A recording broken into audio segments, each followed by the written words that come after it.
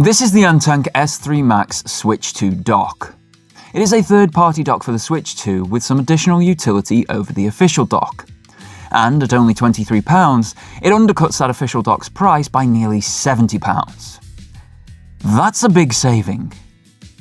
At such a cheap price point though, the average consumer may have concerns about usability, durability, damage to their Switch 2 and bricking of the console.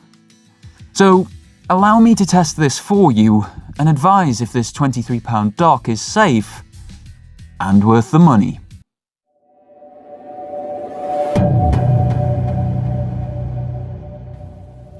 The dock is packaged very neatly upon receipt.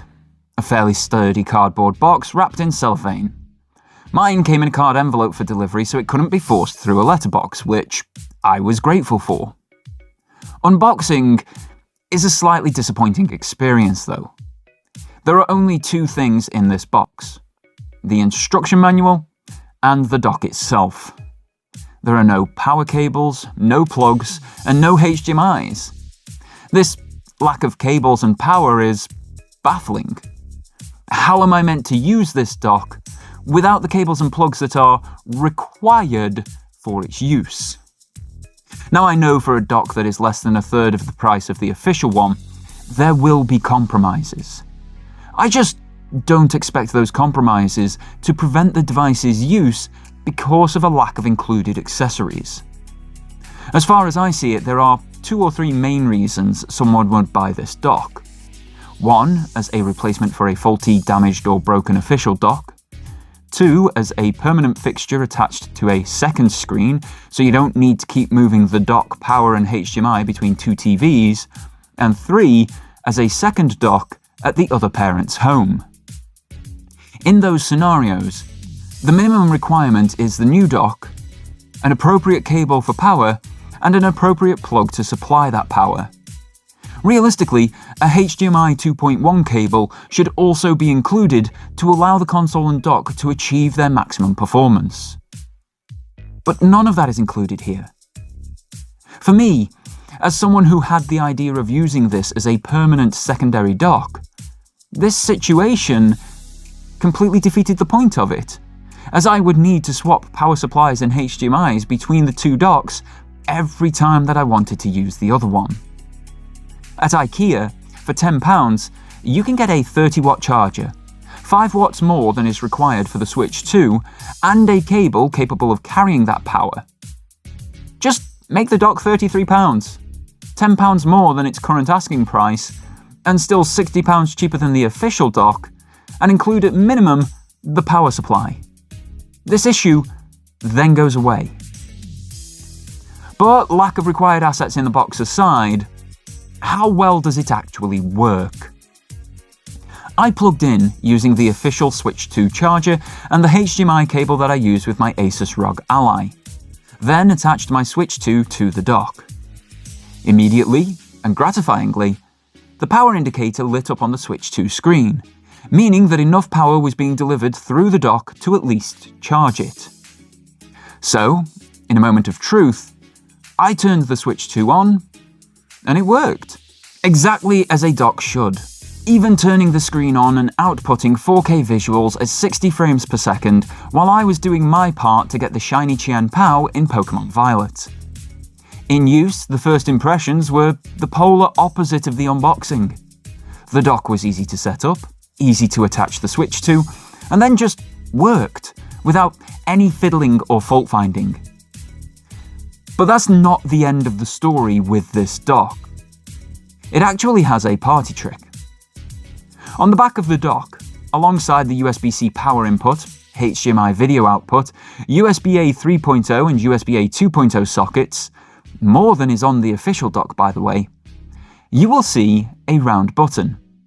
And if you press this button when in use, the game switches from television to tabletop mode, or vice versa, even while the Switch 2 is still in the dock. Initially, I thought this was just a fancy party trick. I didn't foresee many situations where this would be of use.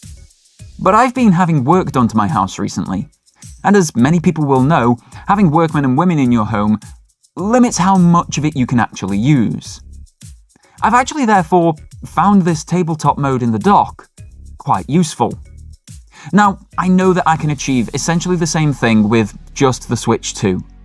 Play it in tabletop mode and plug in via the top USB-C port. But there is something about it happening in the dock that appeals to me more than the Switch 2 hardware solution. As such, I've been playing this way a lot in the last few weeks. And then I can just hit a button later to put the game on a television if I so fancy. This additional utility has actually breathed more life into my Switch 2 playtime. It's a wonderful and thoughtful addition that the S3 Max brings. Taking the Switch 2 out of the dock, however, is actually quite challenging. I've only ever used the official docks previously, so I'm very used to just a finger either side of the device and lifting. It's light, it's easy, and it's out. When it comes to this dock, however, that doesn't happen. If I put a finger either side of the console as I'm used to and lift, well, as you can see, the whole dock comes with me. It is a super tight fit. So much so, I can play in handheld mode with the dock and cables still attached. Now, on the one hand, I'm actually quite glad about the fit. This is a completely different design to that of the official Switch 2 dock, so having this tight fit means you're not going to rip it out and break the connector or break any of the pieces that keep the Switch 2 in the dock and so on. It also means you can keep playing and it's easy to just pop it back upright if you do happen to knock the console over. On the other hand though, should I be able to knock the device over when it's docked?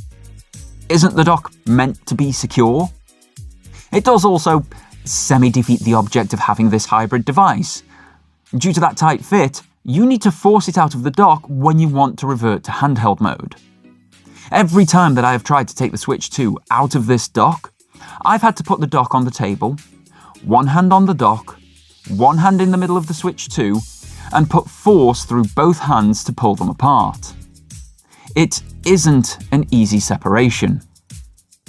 A docking station for any of these hybrid devices, whether it be a PC handheld, a Switch 2, a Switch 1, whatever the device, the docking station that turns them into a television gaming device and then turns them back into a handheld gaming device should be easy to use. Whilst the initial impressions were good, with how easy it was to just cast it to the television, the button that put it in tabletop mode or television mode, the easy plug-and-play nature of it all, when I can't then easily take my Switch 2 out of the dock, and given the price of the Switch 2, it sours those initial good impressions. It makes you wonder whether it's worth using at all if your very expensive console may just end up getting stuck in it. But more long-term, I really like the dock. That tight fit hasn't changed in over 2 weeks of testing, so I've simply had to adapt around that. But you'll be pleased to know that it's done no damage either. There are no marks or scratches on the Switch 2, as some third-party docks did for Switch 1, and all of the USB-C ports are in perfect working order. I've also tried multiple different ways to power the dock, given that no power solution is included. One of the best options is shown here with the UPPERFECT U-Color T3 monitor. Review on that coming soon, so make sure to subscribe to catch that one and become a channel member if you want to get it early. This monitor has USB-C power delivery and comes with every cable you will ever need to use with it in the box. So I can power the monitor, have the monitor's USB-C port power the dock, then have the dock feed HDMI input back into the monitor, and be able to play the Switch 2 on a monitor in 4K 60 FPS, all off of one plug. And this is a solution that can be done with any monitor or screen that has USB-C power delivery. Here it is working off my MSI monitor using USB-C power delivery. In the majority of scenarios, the dock will just work. It's impressive overall. Yes, there are challenges and there are caveats. At £23, that is to be expected. Even if you do pay more for the LAN version of the dock, that just gets you an additional port. Cables like your power in, HDMI out, and all of those other cables, including the LAN cable for that pricier version, still aren't included. Being so lightweight, sturdier cables can and will push it around the desk or entertainment unit when the Switch 2 isn't docked. And it is possible to knock the whole thing over when the Switch 2 is docked. But most importantly, it works. And it works incredibly well for a very, very reasonable price. Even adding on the cost of required power cables and power supplies to use the dock, it's still coming in at less than half the price of the official dock. And it works just as well with additional utility. As a replacement dock, a secondary dock, which for content creators like me is perfect, a mobile dock for those on the road, or just so there is a permanent dock at both parents' houses so you don't need to permanently cart one around with you, the S3 Max Switch 2 dock is excellent value for money and superb performance, and therefore I can only recommend it highly. And you can find the link for the dock in the description below. This video was produced after 2 weeks' use of the S3 Max Switch 2 dock provided for review by Antank. Antank do not get any copy approval or early preview of the contents of my review. If they do see it, they will see it for the first time right alongside you. If you've enjoyed this video, I think these will also be of interest to you. In the meantime, my name is Doragon. You can find me sparingly on socials at Doragon86, in the community tab on my YouTube channel, or daily in the Discord in the description. And until next time, folks, have yourselves a fantastic day, and take care.